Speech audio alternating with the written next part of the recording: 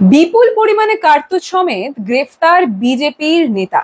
হ্যাঁ, ওনার নাম রামকৃষ্ণ মাঝি। বিজেপি কিছু পারুক বা না পারুক, একটা জিনিসের গোটা দায়িত্বই কিন্তু ওনারা নিজেদের ঘাড়ে নিয়েছে এবং খুব স্বমহিমায় সেই কাজটা করে চলেছেন। সেটা হচ্ছে রাম এবং কৃষ্ণের নামটা ডোবানোর। হ্যাঁ, ঠিক শুনছেন, যিনি ধরা পড়েছেন উনি বিজেপির বুথের নেতা এবং তার পাশাপাশি ঠিক কদিন আগেও একটা পোস্টার উনি পোস্ট করেছিলেন। ওই পোস্টারটা অত্যাধিক ভাইরাল হয়েছে সোশ্যাল মিডিয়া, যেখানে স্পষ্টভাবে দেখা যাচ্ছে উনি সুকান্ত মজুমদার, বিজেপির অন্যতম নেতা, ওনাকে স্বাগত জানাচ্ছেন। হ্যাঁ, তার পাশে নমস্কার করে ওনার একটা চিত্রও রয়েছেন, অর্থাৎ যিনি গ্রেফতার হয়েছেন।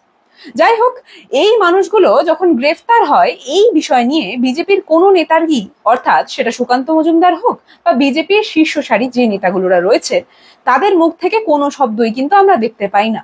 অর্থাৎ বিভিন্ন মিডিয়া চ্যানেল যখন তাদের সামনে গিয়ে এই প্রশ্নগুলো তুলে ধরে, তখন বিভিন্ন ক্ষেত্রে আমরা দেখেছি যে তাদেরকে এই প্রশ্নগুলোকে এড়িয়ে যাওয়ার প্রচেষ্টা করতে।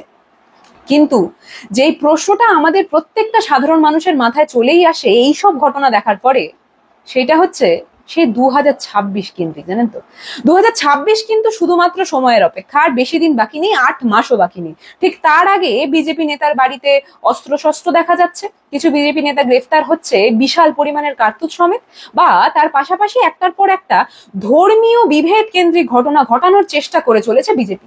উদাহরণে যদি আমি একটু সময়ের দিকে আমি পিছিয়ে নিয়ে যাই আপনাদের সকলকে, মনে পড়ে যাবে সরস্বতী পুজোর কথা। হ্যাঁ, সরস্বতী পুজোর সময় ঠিক কিভাবে বিজেপির অন্যতম নেতা শুভেন্দু অধিকারী রীতিমতো নেচে কুদে বিধানসভার বাইরে এই কথাটা বলছিলেন যে সরস্বতী পুজোটাও কি এখন পুলিশ প্রহরায় দিতে হবে।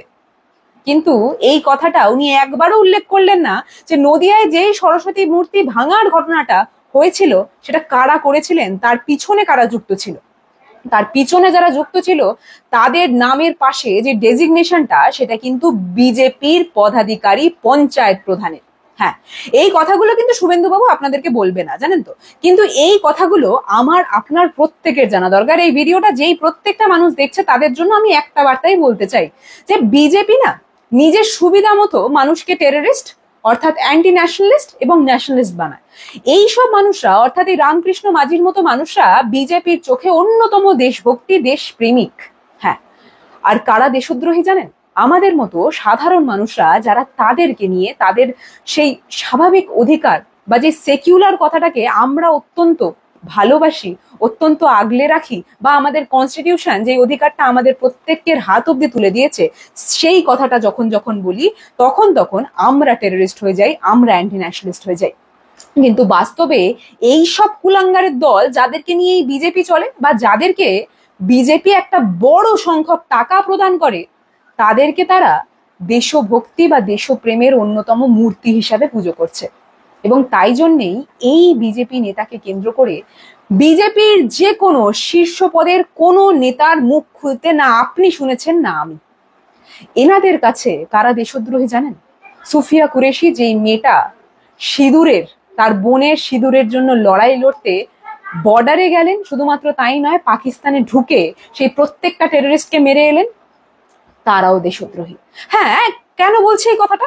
কারণ ঠিক কদিন আগেও আমরা শুনেছি যে বিজেপির অন্যতম একজন নেতা, উনিও এই কথা বলছেন যে কিভাবে সুফিয়া কুরেশিকে উনি এই হিসাবে তকমা দিচ্ছেন যে টেররিস্টকে বহন কো হি ভেজ দিয়া উनको মারনে কে লিয়ে।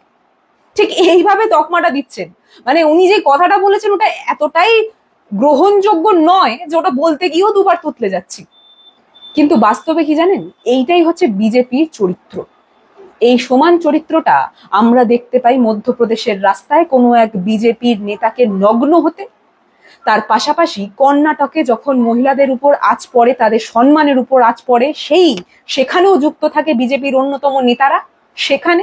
এবং হ্যাঁ, অবশ্যই বাংলায়, যেই বাংলায় একটার পর একটাই বিজেপির নোংরা মানসিকতার নেতারা বাংলাকে অশান্ত করার চেষ্টা করে চলেছে, ক্রমাগত চেষ্টা করে চলেছে। এবং অবশ্যই 2026-এ ওনাদের মূল লক্ষ্য হিন্দু মুসলিমের দাঙ্গা লাগানো। তাই জন্যই হয়তো এত সংখ্যক কার্তুজ নিয়ে ধরা পড়ছে বিজেপির অন্যতম নেতারা। তাই জন্যই হয়তো এই গোটা বিষয় মৌনব্রত পালন করছে বিজেপির শীর্ষ পদের নেতারা। এবং হ্যাঁ, তাই জন্যেই শুভেন্দু অধিকারীকে এই সব বিষয়ে আমরা হাত পা তুলে কীর্তন করতে বা নাচতে দেখতে পাচ্ছি না। উনি আবার নাচতে কবে আসবে জানেন? যখন আমাদেরই ওনাদের ভুলের জন্য, ওনাদের অদক্ষতার জন্য স্বরাষ্ট্রমন্ত্রীর